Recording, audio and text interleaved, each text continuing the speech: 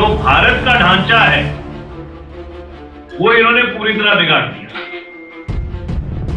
आज जो 25 करोड़ इस देश में गृहस्थियां हैं, उनका बजट पूरी तरह से बिगड़ा।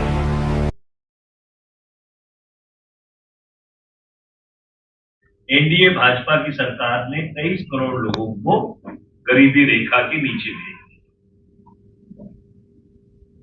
आज भारत में जो असमानता है वो इतनी ज्यादा बढ़ गई है कि 1%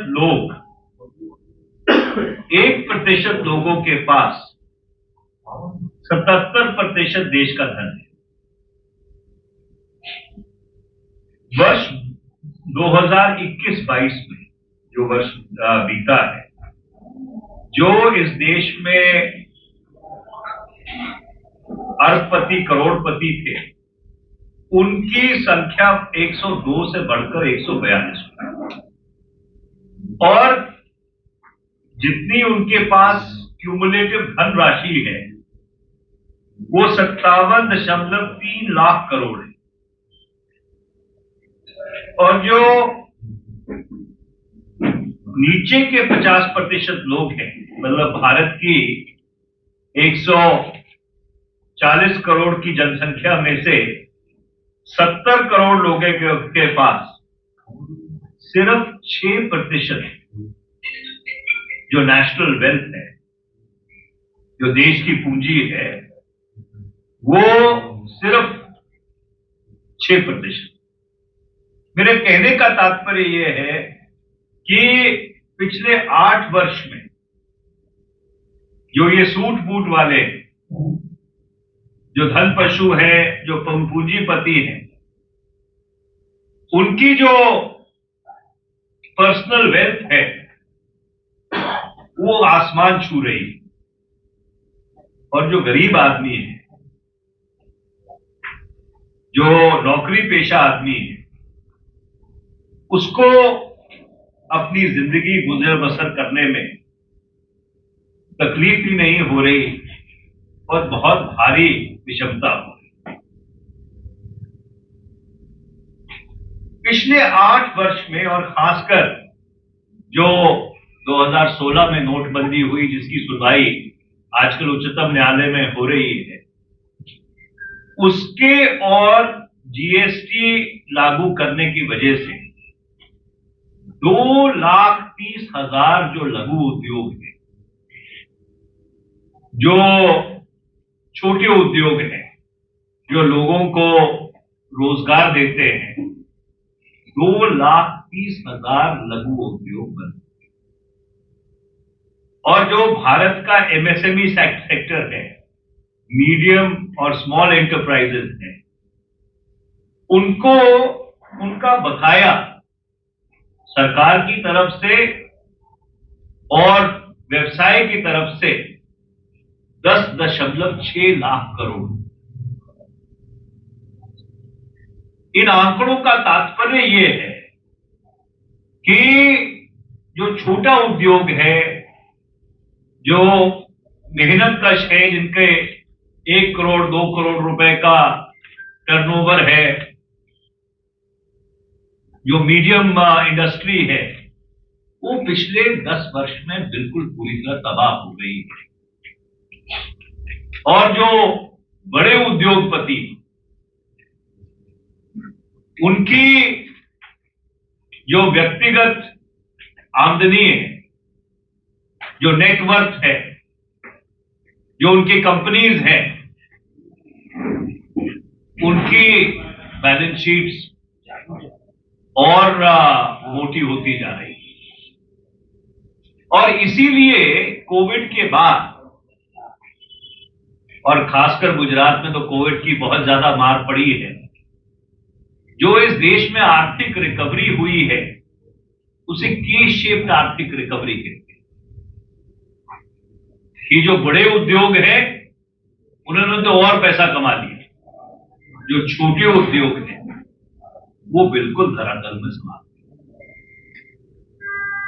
इसके साथ साथ जो सबसे बड़ी मार आम आदमी को एनडीए भाजपा सरकार ने पिछले 8 वर्ष में मारी कि पेट्रोल और डीजल के ऊपर इन्होंने कर के मार्फत लोगों से 27.2 लाख करोड़ रुपया 27.2 lakh crores has been collected by way of excise duty, income tax and dividend. उसमें से जो एक्साइज ड्यूटी है वो 23,03,625 करोड़ है और इनकम टैक्स और डिविडेंड 4,23,775 करोड़ है। कहने का मतलब ये है कि इन 8 वर्ष में जब कच्चे तेल का दाम अंतरराष्ट्रीय बाजार में बहुत सामान्य था, 2014-15 में तो ये गिर के 20 और 25 डॉलर प्रति बैरल तक आ गया था। इन्होंने पेट्रोल और डीजल की कीमत कम नहीं की और जितनी पेट्रोल और डीजल की कीमत बढ़ी रहती है उतनी ही सरकार को जो टैक्स कलेक्शन है उतनी बढ़ती है। और इसीलिए अगर आप देखो वर्ष 2011 में अप्रैल के महीने में जब कच्चे तेल की कीमत बिल्कुल आसमान छू रही थी, $150 प्रति बैरल थी, तो पेट्रोल की कीमत लगभग भारत के सारे शहरों में 58.56 पैसे, 58 रुपीज एंड 56 पैसे।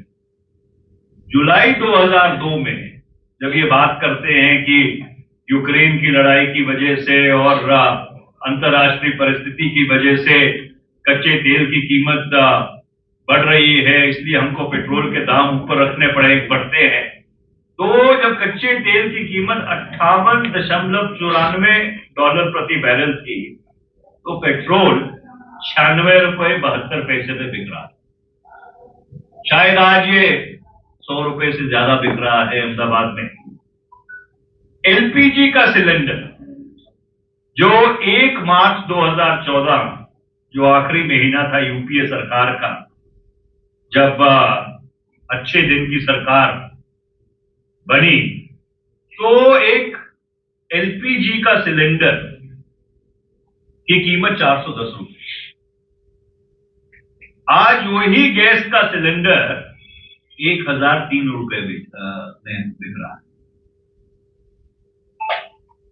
तो पिछले 8.5 वर्ष में जो इस देश की गृहिणी है, इस देश की गृहिणी के आंसू पूरी तरह से इस सरकार ने निकाले। और आप विचित्रता देखिए कि अभी जीएसटी के दाम जब बढ़ाए गए, चंडीगढ़ में जिस शहर से मैं आता हूं,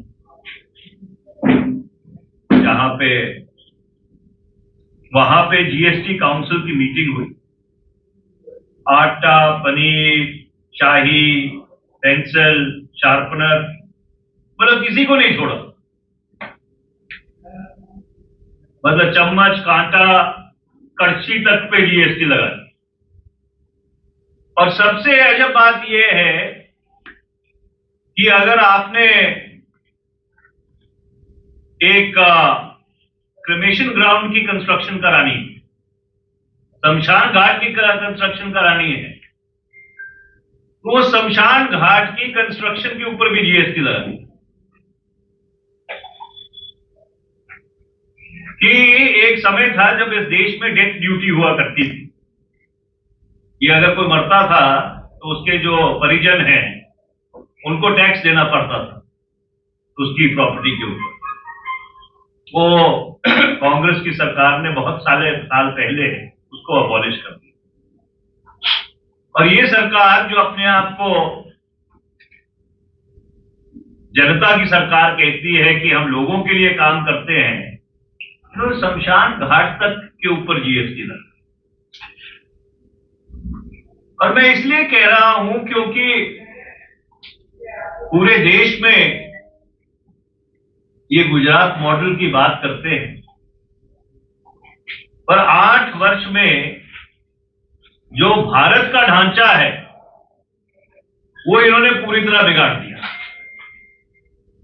आज जो 25 करोड़ इस देश में गृहस्थियां हैं, उनका बजट पूरी तरह से बिगड़ा।